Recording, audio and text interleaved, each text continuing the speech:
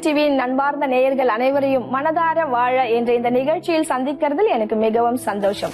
இந்த நிகழ்ச்சி மனநலம் சம்பந்தப்பட்ட அநேக கேள்விகளை நம்ம கேட்டுட்டு இருக்கோம், அநேக காரியங்களை தெரிஞ்சிட்டு இருக்கோம்.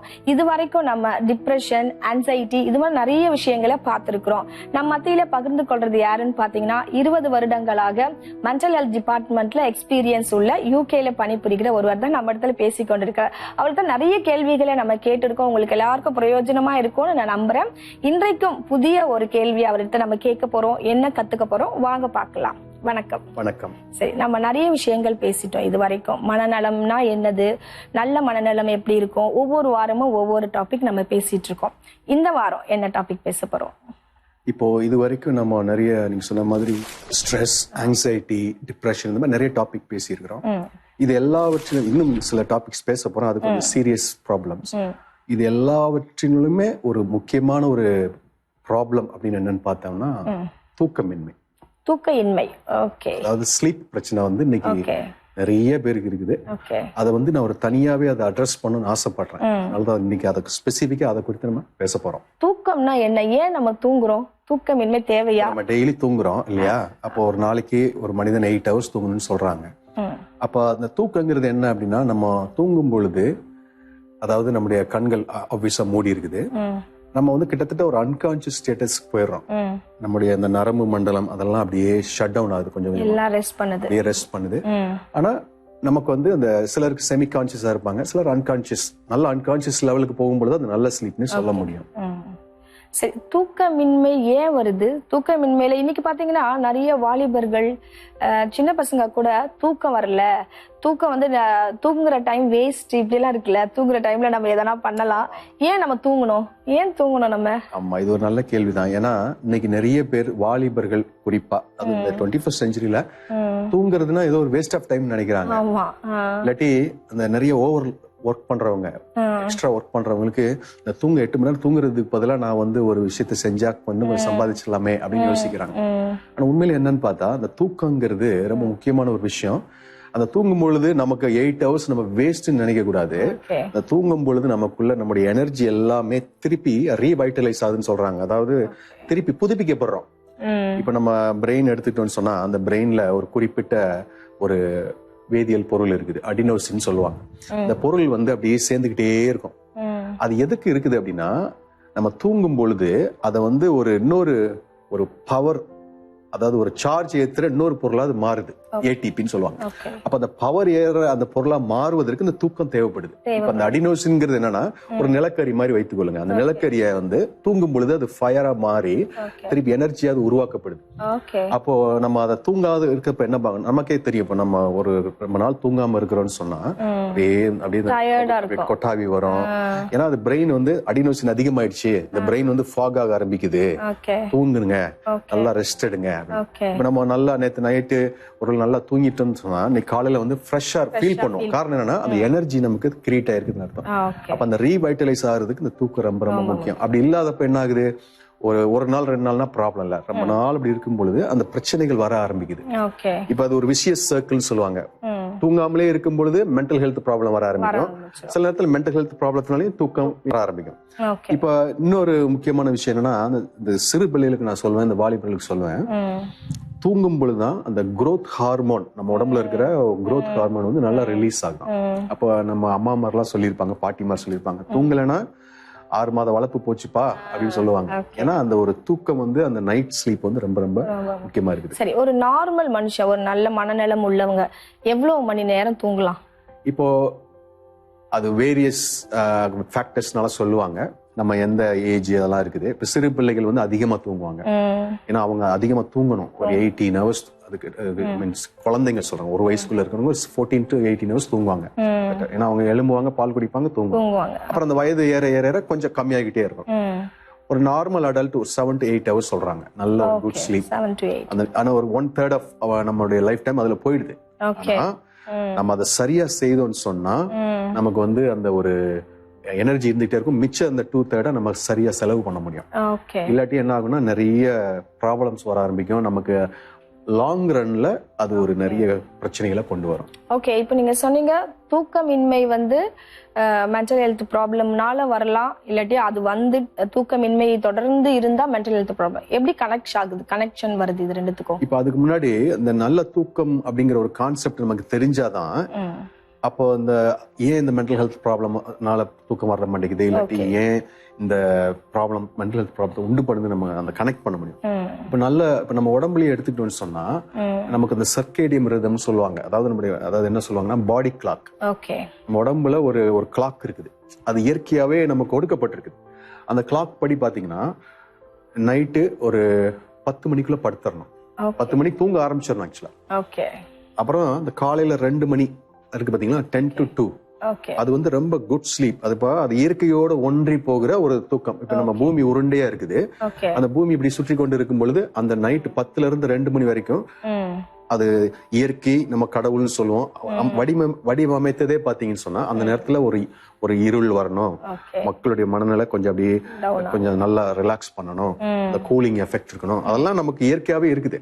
அப்ப அந்த 10 to 2 தூங்குறது சொல்றாங்க சயின்ஸ்ல, மத்த நேரத்துல 8 hours தூங்குற அந்த டயத்துக்கு ஈக்குவலாம் அந்த 4 மணி நேரம்.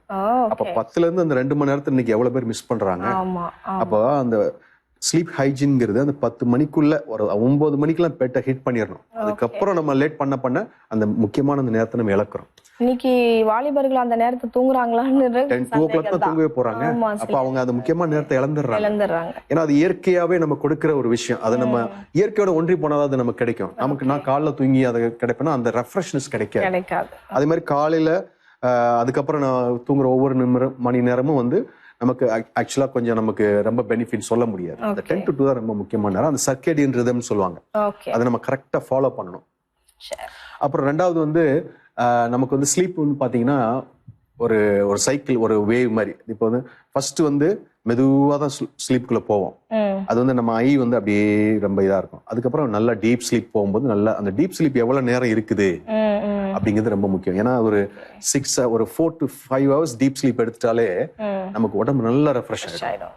ஏன்னா அந்த அதுக்கப்புறம் கொஞ்ச நேரம் ஒரு 10-15 நிமிஷம் ஒரு 1/2 hour திருப்பி அந்த REM சொல்லுவாங்க, ராபிட் ஐ மூவ்மெண்ட். நம்ம வந்து கனவு காணுவோம், எல்லாம் பண்ணுவோம். அப்படின்னா முழிக்க ஆரம்பிச்சிட்டோம். அப்ப அந்த நேரத்துல இன்னும் நல்லா கனவு காணணும்னு சொல்லி தூங்கக்கூடாது. அது உடனே எலிமிட்டோன்னு சொன்னா அந்த ஒரு சைக்கிள் அப்படியே மெயின்டைன் ஆகும். அப்ப அதுதான் குட் ஸ்லீப். இப்ப அந்த மென்டல் ஹெல்த் ப்ராப்ளத்துல என்னன்னா அவங்களுக்கு வந்து இந்த ஃபர்ஸ்ட் ஆஃப் ஆல் இந்த ஹைஜீன் அவங்களுக்கு இருக்காது, ஸ்லீப் ஹைஜீன். அவங்க வந்து நேரங்கட்ட நேரத்தில் தூங்குவாங்க, அந்த மாதிரிலாம் பண்ணுவாங்க. அதே நேரத்தில் இது வந்து லாங் டேர்ம் அப்படி போகும் பொழுது இந்த எனர்ஜி பிரெயின்ல கிடைக்க மாட்டேங்குதுல்ல, அப்ப நமக்கு நார்மல் ஃபங்க்ஷனிங் பாதிக்கப்படும் பொழுது அந்த மென்டல் ஹெல்த் ப்ராப்ளம் கட்டாயம் வருது. அதாவது மென்டல் ஹெல்த் ப்ராப்ளம் மட்டும் இல்ல, அந்த ஸ்லீப் வந்து நிறைய பிரச்சனைகளை உண்டு பண்ணும். ஹார்ட் ப்ராப்ளம் உண்டு பண்ணும், ஆமா, டைஜஸ்டிவ் ப்ராப்ளம் வரும், எல்லாமே வரும். ஒண்ணு முக்கியமானது இந்த மென்டல் ஹெல்த் ப்ராப்ளம். ஓகே, சரி. இப்போ நாங்க நல்லா படுத்து தூங்கணும், 10 மணிக்கு நீங்க சொன்ன மாதிரி படுத்து காலையில வரைக்கும் நாங்க நல்லா தூங்கணும்னா ஒரு குட் ஸ்லீப்புக்கு நாங்க என்ன பண்ணலாம்? சில டைம் வர மாட்டேங்குதுல்ல, ஸ்லீப் வரல, தூங்க கஷ்டப்படுறாங்க. சிலர்லாம் அந்த பில்ஸ் எடுக்கிறாங்கல்ல, மாத்திரைகள் எடுக்கிறாங்க, சாப்பிட்றாங்க, தூக்க மாத்திரைகள்லாம் எடுத்தாதான் தூக்கம் வருது அப்படின்னு சொல்றாங்க. அப்போ எப்படி தூங்கலாம்? தூங்குறதுக்கு ஒரு நல்ல தூக்கத்துக்கு ஒரு வழி சொல்லுங்க. அதாவது நல்ல தூக்கத்துக்கு ஒரு வழி இல்லையா, மெயினா என்னன்னா ஸ்லீப் ஹைஜீன் ஃபர்ஸ்ட் சொன்னது. அதை வந்து அது ஒரு ஹாபிச்சுவலா மாத்தணும். ஒரு நாள்ல அது வராது. சில நேரத்துல நம்ம முடியாத சூழ்நிலை, ஒரு வேலை நிமித்தம் நம்ம அப்படி வெளியே போயிட்டோம்னா பரவாயில்ல. ஆனா அது ஒரு ஹாபிச்சுவலா மாத்தும் பொழுது என்ன ஆகும்னா அது ஒரு நமக்கு ஒரு ஹைஜீனா மாறிடும். சில நான் பார்த்திருக்கிறேன், 10 மணி ஆச்சுன்னா எல்லாம் கிளம்பு நான் லைட் ஆஃப் பண்ணுவேன். அப்ப அந்த மாதிரி அது நல்ல பழக்கம். அந்த மாதிரி காலையில 4 மணி 5 மணிக்கு எழும்பிடுவாங்க. எங்க வில்லேஜ்ல ஒரு முதலாளியை பார்த்தேன், காலையில 4 மணிக்கு நான் எழும்பி ஒரு வாக்கிங் போறேன், அவரும் எழும்பிட்டாரு. என்னங்க அப்படின்னா, நான் எப்பயுமே ஒரு கடந்த 40 வருஷமா 4 மணிக்கு எழும்பிடுவேன்ப்பா. அப்பதான் நான் யோசித்து பார்த்தேன், ஆமா இது ஒரு சீக்ரெட். நிறைய முன்னேறினவங்க எல்லாம் நல்லா பாத்தீங்கன்னா பெரிய பெரிய ஆட்கள், சயின்டிஸ்ட், எவ்வளவு பெரிய எந்த துறையில எடுத்துக்கிட்டாலும் அவங்க எல்லாரும் அதிகாலையில எழும்புறவங்களா தான் இருப்பாங்க. நம்ம அந்த வசனத்தை பத்தி பாக்குறோம் இல்லையா, அதிகாலையில என்னை தேடும் பொழுது என்னை கண்டறிவில்லை, அந்த ஞானம் அது சொல்லுது. அந்த விஸ்டம் அந்த காலை நேரத்துல தான் நம்முடைய அந்த ஆல்பா வேவ்னு சொல்லுவாங்க. நம்ம பிரெயின் வந்து 4 வேவ் இருக்குது. அந்த ஆல்பா வேவ்ங்கிறது ஒரு முக்கியமான வேவ். அது வந்து கிரியேட்டிவிட்டிக்கு உதவுற ஒரு வேவ். அந்த ஆல்பா வேவ் எப்ப அதிகமா இருக்கும்னா அந்த நேச்சரோட தான். அந்த ஆல்பா வேவ் இந்த பூமி உருண்டு கொண்டு இருக்கும்போது அந்த ஆல்பா வேவ் அந்த விடிய கால நேரத்துல அதிகமா இருக்குமா. அப்ப அந்த நேரத்துல எழும்பி தியானம் பண்றவங்க, வேதத்தை வாசிக்கிறவங்களோ இல்ல தனி தியானம் பண்றவங்களோ அவங்களுக்கு நல்ல கிரியேட்டிவிட்டி உண்டாகும். ஓகே. நிறைய விஷயங்கள் அவங்களுக்கு கிரியேட்டிவா மாறும். அதனால இதெல்லாம் ரொம்ப முக்கியமான ரகசியங்களாக அந்த ஸ்லீப்ல இருக்குது. காலையில எழும்புறதுல இவ்வளவு பெனிஃபிட்ஸ் இருக்கு. ஸோ ஸ்லீப் ஹைஜீன் ரொம்ப முக்கியம். அடுத்து வந்து நம்ம பாடியிலேயே நம்ம கன்சிடர் பண்ணணும் நம்ம எவ்வளவு சாப்பிட்றோம். ஓகே. இப்ப நம்ம சாப்பாட்டு டைம் வந்து என்ன சொல்லுவாங்கன்னா 6 o'clock மேல சாப்பிடக்கூடாது ஈவினிங். அதாவது 5 நல்ல டைம். பட் சில கண்ட்ரிஸ்ல அது நம்ம செய்யறது இல்ல. ஒரு மேக்ஸிமம் 7க்கு மேல சாப்பிடக்கூடாது. ஹெவியா சாப்பிட ஒரு 7 மணிக்கு மேல பசிச்சதுன்னா ஒரு வாழைப்பழமோ இல்ல ஒரு பால் குடிச்சிட்டு படுத்துறணும். 7 மணிக்கு தான் நாங்க டின்னர் என்னன்னு யோசிப்போமே. அப்பதான் யோசிக்கிறோம், அப்பதான் பிளானிங்கே பண்றோம் இல்லையா. அப்போ அப்புறம் 10 மணிக்கு ஒரு பரோட்டா சாப்பிடலாமா இல்ல பிரியாணி சாப்பிடலாமா சொன்னோம்னா ஏதோ ஒரு நாள் பார்ட்டி பண்றோம். இந்த ஃபுட் வந்து ஸ்லீப்பை நம்மள பாதிக்குது இல்ல. இந்த ஃபுட்னு இல்ல, எல்லா ஃபுட்டுமே அதாவது நைட்ல சாப்பிடுறோம். என்னன்னா நம்ம சாப்பிடும் பொழுது நமக்கு டைஜஸ்டிவ் ஆகாது. அந்த வயிறு ஒரு எம்டியா இருக்கணும். ஒரு 10% இருந்தா போதும் தூங்கும் பொழுது. அப்போ நமக்கு அந்த ஃபுல் பாடி வந்து அப்படியே ரிலாக்ஸ்டா இருக்கும். நம்ம ஃபுல்லா வயிறு ஃபுல்லா சாப்பிடும் பொழுது என்ன ஆகும்னு சொன்னா அந்த டைஜஷனுக்கும் நடக்கணும், தூக்கமும் வரணும். அப்போ ஒரு அங்கே நம்மளே ஒரு டைலமா உண்டு பண்றோம் பாடிக்கு. அப்ப அதுல நாளடைவில் என்னதுன்னா நிறைய கொழுப்பு சக்தி அதிகமாகிறது, நிறைய கொலஸ்ட்ரால், அந்த மாதிரி நிறைய ப்ராப்ளத்தை உண்டு பண்ணும். இது எல்லாமே வந்து ஸ்லீப்ல வருது. இன்னொரு விஷயம் முக்கியமானது நான் என்ன சொல்லுவேன் அப்படின்னா, இந்த காஃபி, ஆல்கஹால் இதெல்லாம் வந்து தவிர்க்கணும். எஸ்பெஷலி ஹேபிட்டே தவிர்க்கிறது நல்லது. ஆனா கண்டிப்பா ஒரு சிலர் சொல்லுவாங்க நான் மத்தியானம் ஒரு காஃபி குடிச்சாலும் நைட் தூக்கம் வராது.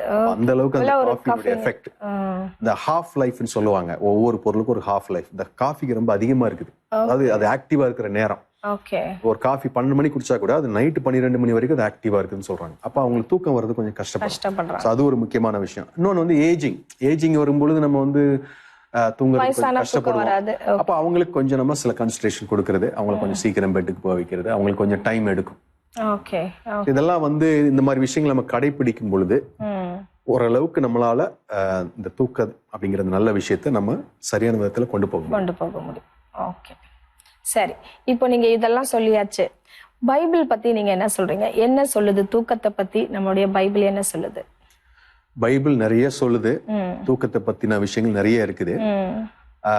அதுக்கு முன்னாடி இந்த நேச்சுரலாவே பைபிள் அந்த பைபிள் கான்செப்ட் நான் ஏன் சொல்றதுக்கு இதை சொல்லணும்னு ஆசைப்படுறேன்னா, இன்னைக்கு உலகத்துல எத்தனை வகையான ஸ்லீப் டிசார்டர் இருக்குன்னு நமக்கு நிறைய பேருக்கு தெரியும். டைப்ஸ் இருக்குது, வெரைட்டி ஆஃப். ஓகே. இப்போ நம்ம ஒருத்தங்களுக்கு தூக்கம் வந்து இல்ல அப்படின்னு எப்படி கண்டுபிடிக்கலாம்? ஒருத்தவங்களால தூங்க முடியல, ஒருத்தவங்களுக்கு தூக்க பிரச்சனை இருக்குது. நீங்க யாருன்னா பாத்துருக்கீங்களா? உங்க ட்ரெயின்ல போகும்பொழுதோ பஸ்ல போகும்போதோ தூக்க பிரச்சனையில உள்ளவங்களா? உங்களுக்கு எதனா ஒரு ஐடியா இருக்குதா? கண்டுபிடிச்சிருக்கீங்களா? இல்லையே. அவங்கள பார்த்தாலே தெரியும். ஆக்சுவலி அவங்க கண்ணெல்லாம் ஒரு மாதிரி இருக்கும், ஒரு மாதிரி ரெஸ்ட் பண்ணாத மாதிரி நல்லா பார்த்தாலே தெரியும். அவங்க ஒரு சோர்வா இருப்பாங்க, ஆக்டிவா இருக்க முடியாது அவங்களால. கூட வேலை பாக்குறவங்களை கவனிச்சு பார்த்திருப்பீங்க. ஆமா, கண்டுபிடிக்கலாம். அவங்க வந்து இரிட்டபிளா இருப்பாங்க. ஆமா, அதாவது ஒரு சின்ன கேள்விதான் கேட்டிருப்பீங்க, எரிச்சல் படுவாங்க, சடக்குன்னு ஒரு கோவப்பட்டு பதில் சொல்லுவாங்க. அப்ப இது எல்லாமே ஏன் அப்படின்னா அங்க ஒரு மெயின் ப்ராப்ளம் இருக்குது, ஸ்லீப் ப்ராப்ளம் இருக்குது. இப்ப அவங்களுக்கு வந்து ஜென்ரலா எப்படி சொல்லுவாங்கன்னா, இப்போ ஒரு நார்மல் ஸ்லீப்ல நல்லா தூங்குற ஒரு மனுஷன் எப்படி இருப்பான்? ½ an hour படுத்து ½ an hour தூங்கிடணும். அது ஒரு நல்ல தூக்கத்துக்கான அடையாளம். அப்படி தூங்கல, படுத்தாலே எனக்கு 1 hour 2 hours ஆகுது அப்படின்னா உங்களுக்கு ஏதோ ஒரு ஸ்லீப் டிஸார்டர் ஆரம்பிக்க போகுதுன்னு அர்த்தம். அதை கவனித்துக் கொள்ளணும். ரெண்டாவது, தூங்கும் பொழுது நிறைய முறை எழும்பிடுறீங்க அப்படின்னாலும் ஏதோ ஒரு தூக்க பிரச்சனை இருக்கு. தூங்கும் பொழுது இல்லாட்டி தூங்குறீங்க, ஒரு 2 hours 3 hours தூங்குறீங்க, திடீர்னு முழிச்சிடுறீங்க அப்படிங்கிற போது உங்களுக்கு திருப்பி தூங்க முடியல அப்படின்னாலும் ப்ராப்ளம் இருக்கு. ரெண்டாவது, வேற என்ன பிரச்சனைன்னு பாத்தீங்கன்னா, இப்போ வந்து உங்களுக்கு தூங்கிட்டு இருக்கும்போது கால் கையெல்லாம் ரொம்ப ரெஸ்ட்லெஸ்ஸா இருப்பாங்க. அது மாதிரி பிரச்சனை இருந்தாலும் ஏதோ ஒரு ப்ராப்ளம் இருக்குது. அப்படின்னு ரொம்ப ரெஸ்ட்லெஸ்ஸா தூங்கும்போது நம்ம பக்கத்துல படுத்துருக்கவங்களுக்கு தெரியும். ஒண்ணு எதனா பேசுவாங்க, இல்ல கை கால் அப்படியே ஆட்டிட்டு இருப்பாங்க. இதெல்லாம் வந்து ரெண்டாவது, பகல்லையே அவங்க முழிச்சிருக்கும் போது அவங்களுக்கு வந்து திடீர்னு ஒரு மூவ்மெண்ட் எதனா பண்ணாங்கன்னா கை காலம் பிடிச்சிக்கும். அப்ப இதெல்லாம் வந்து ஒரு அடையாளங்கள் என்னன்னா தூக்க பிரச்சனை வரப்போகுது. இப்ப என்னென்ன தூக்க பிரச்சனை இருக்குன்னா, அப்பதான் நமக்கு அந்த வேதத்தின் அடிப்படையில் நம்ம சொல்லுவது புரியும். மெயினா அதாவது உலக அடிப்படையில, உலக சுகாதார மையம், இந்த மாதிரி மெடிக்கல் சயின்ஸ் அடிப்படையில பார்த்தோம்னு சொன்னா ஒரு 6 முக்கியமான ஒரு தூக்க பிரச்சனைகள் இருக்குது. 6 பிரச்சனை இருக்குது. ஒரு மனுஷன்னா அவனுடைய நம்பர் 6ன்னு சொல்லுவாங்க. அந்த 6க்கு 6 பிரச்சனை இருக்குது. ஓகே. மெயினா பாத்தீங்கன்னா அந்த இன்சோம்னியா கேள்விப்பட்டிருக்கீங்களா? இல்லையே நான் இன்சோம்னியானா தூக்கமின்மை. அது ஜெனரலா, அதாவது தூக்கம் வரமாட்டேங்குது. அதான் இன்சோம்னியா. அதாவது தூங்குவதற்கு போக முடியல. அதாவது படுத்து படுத்து உருண்டு பாக்குறாங்க, ஆனா தூங்க முடியல. அதான் இன்சோம்னியா. அதே இது ஆப்போசிட்லயும் போகும். எப்படின்னா ரொம்ப டூ மச் ஸ்லீப்பாவும் போகும். அப்ப அதுவும் வந்து, ஆனா 10 மணி நேரம் தூங்கினாலும் சில நேரம் அவங்களுக்கு தூங்குற மாதிரி இருக்காது. சோ அதுவும் ஒரு பிரச்சனையா இருக்கும். ரெண்டாவது பாத்தீங்கன்னா பேரசோம்னியான்னு சொல்லுவாங்க. அதாவது பேரசோம்னியானா அவங்களுக்கு வந்து அந்த ரொம்ப அந்த நான் சொன்னேன் இல்லையா, ரொம்ப ஸ்டிஃப் ஆகுறது, அந்த மாதிரிலாம் தூக்கத்தில் நடப்பாங்க, அந்த மாதிரிலாம் செய்வாங்க. அடுத்து வந்து இந்த நார்கோலெப்சின்னு ஒன்று இருக்குது. அது எப்படின்னா என்ன சொல்றது, பகல சடனா தூங்கிவாங்க. அதெல்லாம் ஒரு ப்ராப்ளம்ஸ், உடம்புல நர்வஸ் சிஸ்டத்துல வர்ற ப்ராப்ளம். இந்த மாதிரி நிறைய ஒரு 6 டைப்ஸ்ல சர்க்கேடியன் ரிதம் பிரச்சனை வருது. அப்புறம் வந்து இன்னொரு 1-2 பிரச்சனைகள் இருக்குது. இப்ப இதெல்லாம் வந்து ஏன் சொல்றேன் அப்படின்னா, இதுல சில விஷயங்கள் வந்து மெடிசின் தேவைப்படும். இப்ப வந்து உதாரணத்துக்கு நார்கோலெப்சி, இந்த பேரசோம்னியா, இந்த மாதிரி விஷயத்துக்குலாம் மெடிசின் தேவைப்படும். சில தெரபிஸ் தேவைப்படும். ஸ்லீப் கிளினிக் எல்லாம் இருக்குது. ஆனா அந்த இன்சோம்னியான்னு இருக்குல்ல, இதுதான் இன்னைக்கு இந்த தூக்க பிரச்சனைல 60% இன்சோம்னியா, அதாவது தூங்க முடியல அவங்களால. அதுக்கு மெயின் காரணம் இந்த ஆங்ஸைட்டி, டிப்ரெஷன், இந்த ஸ்ட்ரெஸ், ஆங்ஸைட்டி, டிப்ரெஷன். இப்ப வருதுங்களா அந்த லிங்க்? அப்ப ஏன் வந்து அவங்களால தூங்க முடியலங்கிறதுக்கு அதான் கான்செப்ட். அவங்களால தூங்க முடியாததுக்கு அவங்களுடைய அடிப்படை காரணம் ஸ்ட்ரெஸ், ரூட் காஸ். அதனாலதான் அவங்க தூக்கத்துக்கு போக முடியல. அதனாலதான் இத்தனை எபிசோட்ல நம்ம பேசியிருக்கிறோம், அந்த ஸ்ட்ரெஸ் என்ன, ஆங்ஸைட்டினா என்ன, டிப்ரெஷன் என்ன, எப்படி பாதிக்குது. அப்ப நம்ம சொன்ன எல்லா விஷயங்களும் இந்த ஸ்லீப்புக்கு பொருந்தும். இப்ப குறிப்பா இந்த ஸ்லீப்னு வரும்பொழுது நான் ஒரு சில விஷயங்களை சொல்லணும். எப்படின்னா இந்த ஸ்லீப்புக்கு போறதுக்கு முன்னாடி இன்னொரு முக்கியமான விஷயம் என்ன அப்படின்னா, நமக்கு வந்து சில விஷயங்களை நம்ம வந்து பாக்குறதோ இதெல்லாம் செய்யக்கூடாது. உதாரணத்துக்கு எல்லாம் வயலண்ட் மூவியா பார்ப்பாங்க நைட்டு, அதை பார்த்துட்டு ரொம்ப அவங்க கஷ்டப்படுவாங்க. அதுவும் செய்யக்கூடாது. அப்ப அது வந்து ரொம்ப மைண்ட பாதிக்கும். இப்ப பிலிப்பியர் 4:8 ஒரு வசனம் இருக்குது. அந்த வசனம் எப்படி சொல்லுது பாருங்க. அதாவது ஒரு ஃபில்டர் மாதிரி கொடுக்குது, எதை நம்ம திங்க் பண்ணணும் அப்படின்னு. இதை நம்ம கரெக்டா வைத்து கொண்டோம்னு சொன்னா, இது வந்து ஒரு பைபிள் வேர்ட்ஸ்னு எடுக்கிறத காட்டிலும் இது ஒரு பிரமாணம். இதை நம்ம கரெக்டா ஃபாலோ பண்ணா நல்ல தூக்கம் வரும். பாருங்க, உண்மை உள்ளவைகள் எவைகளோ, ஒழுக்கம் உள்ளவைகள் எவைகளோ, நீதி உள்ளவைகள் எவைகளோ, கற்புள்ளவைகள் எவைகளோ, அன்புள்ளவைகள் எவைகளோ, நற்கீர்த்தி உள்ளவைகள் எவைகளோ, புண்ணியம் எதுவோ, புகழ் எதுவோ, அவைகளையே சிந்தித்துக் கொண்டிருங்கள். ஒரு 8 விஷயம் சொல்லுதுன்னு நினைக்கிறாங்க. ஒரு ஃபில்டர் மாதிரி நமக்கு என்ன தாட் வருதோ, இதுல அது ஃபில்டர் ஆகலைன்னா அதை தூக்கி போடணும். நல்லா தூக்கம் வரும் நமக்கு. குட் தாட்ஸ் எப்பவுமே இருக்கணும். ஆமா, அந்த தாட் லைஃப் தான் ரொம்ப முக்கியம்.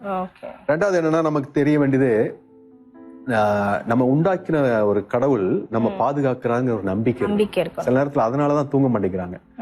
இப்போ பேதுருன்னு ஒரு பைபிள் ஒரு கேரக்டர் இருக்கிறார். மறுநாள் அவருக்கு மரண தண்டனை. ஆனா பாத்தீங்கன்னா நைட் நல்லா தூங்கிட்டு இருப்பாரு. ஏன்னா அவருக்கு நம்பிக்கை, அவர் என்னை பார்த்துக்கொள்வார் அப்படிங்கிற நம்பிக்கை. அதே மாதிரி நம்ம இயேசுவை பத்தி பாக்குறோம். ஒரு படகுல போய் கொண்டிருக்கிறார், பெரிய அலை வந்து படகு மூழ்குது. அவரும் நித்திரை மயக்கமா, அதை நித்திரை பண்ணி கொண்டிருந்தாரு இருக்குது. டீப் ஸ்லீப்ல இருக்கிறார், எந்த பிரச்சனையும் இல்லாம டீப்பா தூங்குறாரு. அப்போ எந்த பிரச்சனைகள் மத்தியிலையும் அந்த பீஸ் நமக்கு இருக்குது. என்னுடைய சமாதானத்தை உனக்கு கொடுக்கிறேன்னு ஆண்டவர் சொல்றாரு. அந்த பீஸ் வந்து உலகம் கொடுக்கிற சமாதானம் கிடையாது, அது ரொம்ப இன்டர்னலா இருக்கும். நீ எந்த பிரச்சனையும் மத்தியும் நல்லா தூங்கலாம் அப்படின்னு சொல்றாரு. இந்த வசனத்தை வாசிக்கிறீங்களா? ஒரு வசனம் சொல்றேன் பாருங்க. சங்கீதம், இது நல்ல ஒரு அருமையான வார்த்தை. ஏன்னா தூக்கத்துக்குனே உள்ள வார்த்தை இது. சில மக்களுக்கு அது உதவி செய்யும் நான் நம்புறேன். நீங்கள் அதிகாலையில் எழுந்து நேரப்பட வேலையிலே தரித்து வருத்தத்தின் அப்பத்தை சாப்பிடுறதும் விருதா, அவரே நமக்கு பிரியமானவனுக்கு நித்திரை அளிக்கிறார். தமக்கு பிரியமானவனுக்கு அவர் நித்திரை அளிக்கிறார். அந்த ஒரு நம்பிக்கை இருக்கணும். நான் உமக்கு பிரியமா இருந்தா நீங்க எனக்கு கண்டிப்பா நித்திரை கொடுப்பீங்க அப்படிங்கிற நம்பிக்கை. இந்த வசனத்தை வாசிக்கலாம். சங்கீதம் 4:8 வாசிக்கலாமா? சமாதானத்தோட படுத்துக்கொண்டு நித்திரை செய்வேன், கர்த்தாவே நீர் ஒருவரே என்னை சுகமாய் தங்க பண்ணுகிறீர். பாருங்க, இங்கேயும் ஆண்டவர் தான் நமக்கு நல்ல ஸ்லீப் கொடுக்கிறாருன்னு வசனம் இருக்கு. நம்ம நம்புகிற அந்த தெய்வம் நமக்கு நல்ல ஸ்லீப் கொடுக்கிறார். இந்த வசனங்கள்லாம் நமக்கு வந்து உண்மையிலேயே நம்மளை வந்து என்கரேஜ் பண்ற வசனங்கள். இன்னொரு பிரசங்கி 5:12 இப்படி சொல்லுது. என்ன சொல்லுதுன்னா, வேலை செய்கிறவன் கொஞ்சமாய் புசித்தாலும் அதிகமாய் புசித்தாலும் அவன் நித்திரை இன்பமாய் இருக்கு. பாருங்க, இது போதும். என்னன்னா இந்த வேலை செய்யும் பொழுது நல்லா ஹார்ட் ஒர்க் பண்ணாலும் நல்ல ஸ்லீப் வரும். அது ஒரு நல்ல ஒரு பிராக்டிக்கலான இது ஒரு எக்ஸாம்பிளா இது கொடுக்கப்பட்டது. அப்போ இந்த வார்த்தைகள்லாம் நம்ம வைத்து பார்க்கும் பொழுது கடவுள் மேல வைக்கிற ஒரு நம்பிக்கை வந்து நம்மள வந்து நல்ல ஸ்லீப்புக்கு கொண்டு போறது உறுதி, நிச்சயம். நல்லா வேலை செய்யணும். பிராக்டிகலா நான் சொன்ன விஷயங்கள், சில விஷயங்களை அவாய்ட் பண்றது, அந்த ஃபில்டர் சொன்னேன் இல்லையா, அதை கரெக்டா வைத்துக் கொள்வது, இதெல்லாம் நம்ம செய்யும் பொழுது கட்டாயம் வந்து இந்த தூக்கமின்மை அப்படிங்கிற அந்த பிரச்சனை நம்மளால மேற்கொள்ள முடியும். இப்ப நமக்கு இன்றைய நாட்கள்ல பாத்தீங்கன்னா மெடிசின் கொடுக்குறாங்க, ஸ்லீப் டேப்லெட்ஸ் கொடுக்குறாங்க. உலக அளவுல சில டேப்லெட்ஸ் எல்லாம் இருக்குது. ஆனா பாத்தீங்கன்னா அது ஒரு குறிப்பிட்ட அளவு தான் கொடுக்க முடியும். அதுக்கு மேல அவங்க செடேட்டிவ் எஃபெக்ட், அது இதாயிடுவாங்க, அவங்க ரொம்ப அடிக்ஷன் ஆயிடுவாங்க. அதனால அது ரொம்ப நாளும் கொடுக்க முடியாது. இப்போ அது போக சில தெரப்பிஸ் இருக்குது, சிபிடி தெரப்பி, இன்டர்வென்ஷன் எல்லாம் இருக்குது. ஆனா அது ஓரளவுக்கு எஃபெக்ட் உண்டு பண்ணுதான், இல்லைன்னு சொல்ல. ஆனா இந்த விஷயங்கள்லாம் நம்ம ஏன் சொல்றோம் அப்படின்னா, பிராக்டிக்கலா இந்த விஷயங்கள்லாம் செய்து கொண்டு விட்டு இந்த ஃபெய்த் அப்படிங்கிற அந்த அடிப்படை ஏன் சொல்றோம் அப்படின்னா, அது இன்னும் ஆழமான ஸ்லீப்புக்கு நமக்கு உதவி செய்யும். நான் ஒரு லேடி கிட்ட பேசி இருக்கிறேன் போன்ல, ஒரு மென்டல் ஹெல்த் ப்ராப்ளம் உள்ள லேடி. நல்லா ஞாபகம் இருக்கு, ஒரு 50 வயசு இருக்குது அவங்களுக்கு. அவங்க வந்து ஒரு நல்ல ஃபுல் அசஸ்மெண்ட் பண்ணி கொடுக்கும் இந்த ஸ்லீப் பத்தி கேட்கிறேன். அப்ப கேட்கும் பொழுது, என்ன ஸ்லீப்னா எப்படி இருக்குன்னு சொல்லுங்கன்னு சொன்னாங்க. இப்ப நான் சொன்னதை நான் சொன்னேன் அவங்களுக்கு. இப்படி நல்லா தூங்குவாங்க, ஸ்லீப்னா எப்படி இருக்குன்னு கேட்டாங்க. ஒரு கேள்வி எனக்கு ரொம்ப ஆச்சரியமா இருந்தது. நீங்க படுப்பீங்க, நல்லா தூங்கி டீப் ஸ்லீப் போவீங்க, நல்லா எழுமணும், ரெஃப்ரெஷ்ஷா இருக்கும். அந்த லேடி அழ ஆரம்பிச்சிச்சு. ஏன்னா என் வாழ்க்கையில ஒரு 2-3 தடவை தான் நீங்க சொன்னதை நான் அனுபவிச்சிருக்கேன். ஒரு 2-3 நைட் தான் அப்படி அனுபவிச்சிருக்கேன். 50 வருஷ வாழ்க்கையில சொல்லுது. ஒருவேளை சின்ன வயசுல 4 வயசு வரைக்கும் வேணா தூங்கி இருக்கலாம், அப்ப அவங்களுக்கு தெரியாது. அப்ப நான் அதை யோசித்து பார்த்தேன். அப்ப இன்றைக்கு அதே போல நிறைய பேர் இருக்கிறாங்க. அப்ப அவங்களுக்கு இது கட்டாயம் தேவை. இந்த விஷயங்கள்லாம் அவங்களுக்கு தெரியணும். அப்ப அந்த ஃபெய்த் வந்து அவங்க நல்ல ஒரு டீப் ஸ்லீப், கர்த்தர் நித்திரை கொடுக்கிறார் வசனம் இருக்குது. நம்மளும் அந்த பிராக்டிக்கலா செய்ய வேண்டியதை செய்யும் பொழுது நல்ல ஒரு தூக்கத்தை நம்ம அனுபவிக்க முடியும். இன்னும் ஏதாவது தூக்கத்தை பத்தி உங்களுக்கு சொல்லணுமா? சொல்றதா சொல்லுங்க. தூக்கத்தை பத்தி நிறைய இருக்குது. இன்னும் ஒரே ஒரு சின்ன விஷயத்தை மட்டும் சொல்லி முடிச்சிடுறேன். அதாவது பைபிள் வந்து 3 வகையான தூக்கத்தை சொல்லுது. இப்ப நம்ம பேசினதெல்லாம் ஒரு நல்ல ஒரு தூக்கம், அதாவது நித்திரை பண்றது. இன்னொரு தூக்கம் என்னன்னா, ஒரு மனிதன் மரிக்கும் பொழுதும் நித்திரை பண்றான்னு இருக்குது. இப்ப மரித்தவர்களும் மௌனத்தில் இறங்குறவர்களும் தேவனை துதியார்கள் அப்படின்னு ஒரு வசனம் இருக்குது. இப்ப நம்ம தூங்கும் பொழுது சில விஷயங்களை செய்ய முடியாது, அதே மாதிரி மரித்தவர்களுக்கு அதை செய்ய முடியாது. ஆனா கிறிஸ்துக்குள்ள மரிக்கும் பொழுது அது ஒரு நித்திரைன்னு சொல்லப்படுது. சரி, அது ஒரு பக்கம் இருக்கட்டும். ஆனா ஒரு முக்கியமான நித்திரை இருக்குது. அதுதான் அந்த எசேக்கியேல் அப்படிங்கிற புத்தகத்துல ஒரு வார்த்தை இருக்குது. அதுல என்ன சொல்லிருக்குன்னா, நிர்விசாரம் அப்படிங்கிற ஒரு வார்த்தை சொல்லப்படுது. இந்த நிர்விசாரங்கிறது என்னன்னா, கேர்லெஸ்னஸ் ஈஸ்ன்னு சொல்லுவாங்க. அதாவது அலட்சியமா இருக்கிறது. வாழ்க்கையில அலட்சியமா இருக்கும் பொழுதும் அது ஒரு விதமான தூக்கம். ஏன்னா நம்மளால ஒரு தூக்கங்கிறது, நம்ம பேரலைஸ் ஆயிடுறோம் இல்லையா, நம்ம வந்து நர்வஸ் சிஸ்டம் செயல்படாம இருக்குது. அப்ப இந்த தூக்கம் கூட நல்லா ரீவைட்டலைஸ் ஆயிடுது. ஆனா இந்த தூக்கம் வந்து முழித்து கொண்டே இருப்பான, தூங்கி கொண்டிருப்பாங்க. அப்ப அந்த நிர்விசாரங்கிறது ரொம்ப முக்கியமான ஒரு தவிர்க்கப்பட வேண்டிய ஒரு விஷயம். அது வந்து இதுக்கு சம்பந்தமா இருக்கிறதுனால அந்த வார்த்தையை சொல்றேன். ஏன்னா அது ஜனங்களுக்கு பிரயோஜனமா இருக்கு. நம்ம வந்து செயல்படாம இருக்கிறது, நமக்கு தெரிந்த ஒரு விஷயத்த செய்யாம இருக்குது, நல்ல விஷயங்களை செய்யாம இருக்கிறது, அது ஒரு நிர்விசாரம். அது ஒரு விதமான தூக்கம். அது வந்து மற்ற நமக்கும் பிரயோஜனம் இல்ல, மற்றவர்களுக்கும் பிரயோஜனம் இல்ல. அது ஒரு விஷயத்த சொல்லணும்னு ஆசைப்பட்டேன். ஓகே, ரொம்ப நன்றி. ரொம்ப விளக்கமாக தூக்க இன்மையை பத்தி நீங்க சொல்லியிருக்கீங்க. எங்களோட நேயர்களுக்கும் அது ரொம்ப பிரயோஜனமா இருந்திருக்கும். நேயர்கள் அனைவரும் பார்த்து கொண்டிருக்கீங்க. தூக்கம் இன்மைன்றது வந்து இன்றைக்கு ரொம்ப சாதாரணமாவே நம்ம கேட்கிறோம். நிறைய வாலிபர்கள் தூங்க முடியலன்னு சொல்றாங்க, பெரியவர்கள் தூங்க முடியலன்னு சொல்றாங்க. அதெல்லாம் நல்ல தூக்கத்துக்கான வழிமுறைகள் எல்லாம் இன்னைக்கு நம்ம கேட்டிருக்கோம். அதெல்லாம் ஃபாலோ பண்ணி ஒரு நல்ல தூக்கத்தை நீங்க எல்லாம் தூங்கணும்னு நானும் விரும்புறேன். அடுத்த ஒரு நிகழ்ச்சியில நான் உங்களை சந்திக்க போறேன். அடுத்த வாரமும் புதிய ஒரு பிரச்சனை, மனநலம் பற்றிய புதிய பிரச்சனைகள் எதெல்லாம் இருக்குதான்னு கேட்டு நம்ம தெரிந்து கொள்ள போகிறோம். இது மனதார வாழ, நீங்க மனதார வாழ நாங்க விரும்பி செய்கிறதான நிகழ்ச்சி. அடுத்த வாரம் உங்களை சந்திக்கிறேன். அதுவரை உங்களிடமிருந்து விடைபெறுவது உங்கள் மோன்சி. வணக்கம்.